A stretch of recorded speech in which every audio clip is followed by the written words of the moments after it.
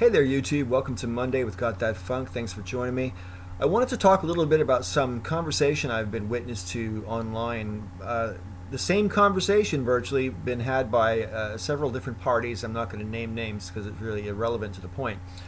Suffice to say that some people are talking about the utter futility of anyone voting third party in the upcoming general election in America.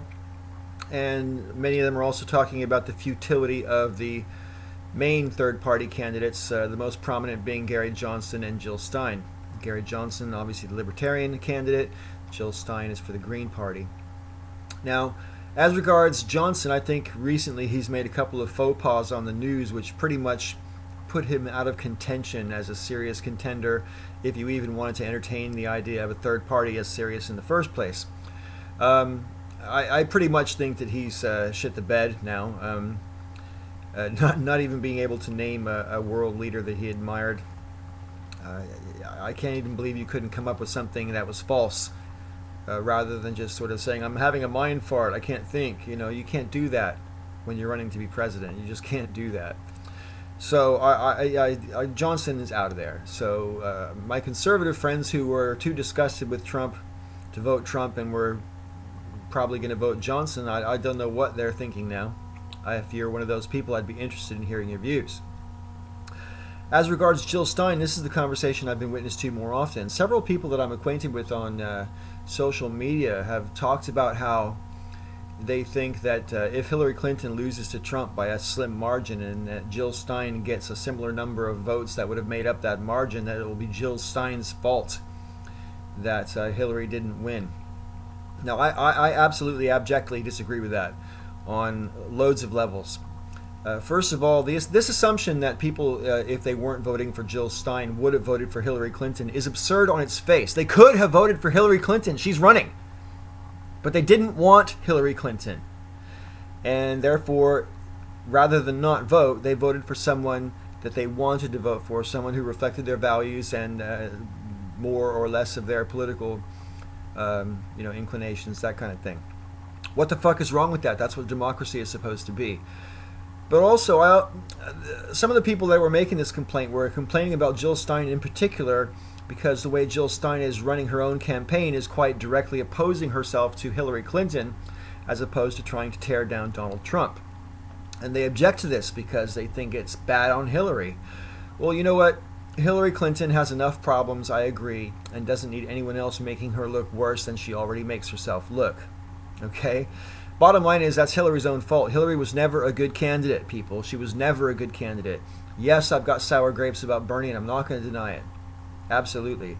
But let's face it, Hillary Clinton is not a great candidate. And that's not even necessarily my opinion. Look at the national polls. The fact that it's even close with someone as clearly unfit to be president as Donald Trump should tell us all something about how bad of a candidate Hillary Clinton really is. As regards Jill Stein running against Hillary Clinton and saying that Hillary Clinton is worse than Trump, well, you know what? You can disagree with that, but she's entitled to that opinion, and I think she's trying to appeal to a certain mindset in the voting public. Those people aren't going to vote for Hillary anyway, folks. They're just not. Whether Miss Stein is running for the presidency or not, it won't matter. They're not going to vote for Hillary. So divorce yourself of this notion that votes further to the left than the Democratic Party would have necessarily gone to Hillary. That's just not the case.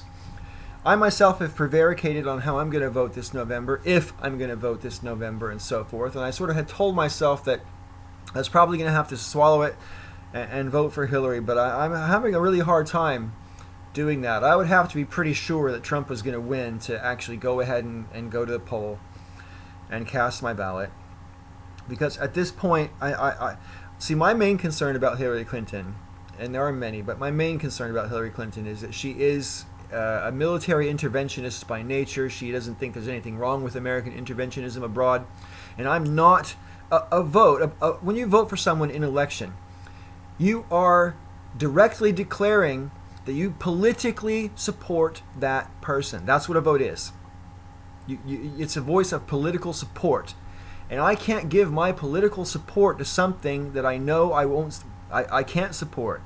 I mean, I actually didn't realize Obama was going to be so involved militarily abroad I had the opinion back in 2008 he was going to be drawing back from Iraq and Afghanistan to a pretty large degree, and I didn't really think he was going to go gallivanting off and drone bombing all these other countries that he's bombed.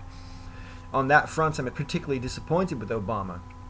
And I would be even more disappointed if Hillary Clinton expanded the drone campaign or expanded our war presence in Syria, tried to topple Assad, anything like that.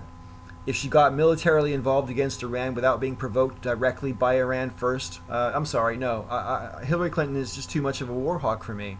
I can't give her my political support, not unless I literally thought the country's life depended on it, and I'm not quite convinced that it's that grave yet. So far, I think she still has a decent chance of winning. So, anyway, I didn't really mean to go off on my stance on Hillary so much. I really wanted to talk about the third-party candidates. I think voting third party is completely legitimate. I think voting your conscience is the most legitimate vote you can cast. You shouldn't necessarily care about whether your candidate is going to win or lose. You should be voting for the people who most represent your views. And I understand the argument. People say it's too serious this time around. And I will grant you that Trump is at least 5 times worse of a candidate than Hillary and would be a disaster as president. I'm not going to kid myself into thinking that Hillary will be business as usual, sort of like just an extension of Obama. I don't think that's the case. I think it's actually going to get worse with Hillary. And I'm not prepared to give her my political support unless I think I have to. And I'm not really convinced that I have to. So there, that's my 2 cents. 4, 5, 10 cents maybe even.